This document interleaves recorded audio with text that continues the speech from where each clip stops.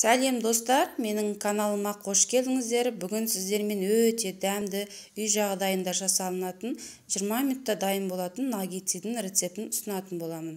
Өте дәмді болып шығады, сіздер де жасап көріңіздер.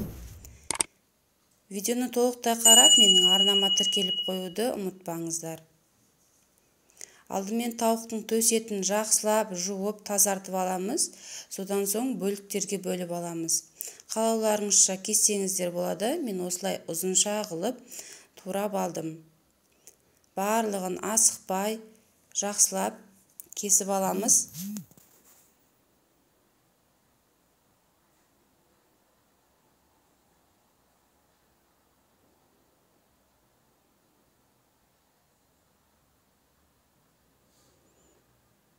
Мінекей барлығын турап алдым.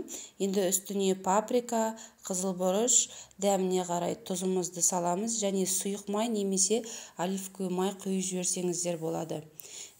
Видеоның астына толықтай құрамын қалдырамын. Менде сұйық май құйған жерін түспей қалыпты. Енді үстін жұмыртқамызды салып аламыз. Бөлек ыдысқа жақсылап араластырып қоямыз. Содан соң бізге чипсы қажет. Кез келген чипсыды алсаңыздар болады. Оқтаудың көмегімен немесе осылай ұрғылап чипсыды жақсылап езіп аламыз. Ыдысымызға салып дайындап аламыз. Енді бағанағы дайын болған тауық етін алдымен жұмыртқаға, содан соң чипсыға батырып, формамызға орналастырып шығамыз. Барлығын солай жақсылап асықпай жайғастырып аламыз.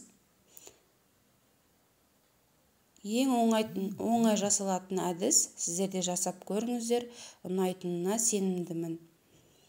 Пешімізді алдын ала қыздырып қоямыз.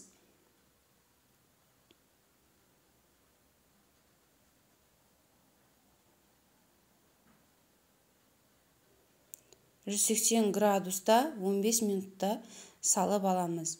Біздің наггетсиларымыз өте дәмді болады. Қараңыздар, сап-сары қытырлап шығатын болады.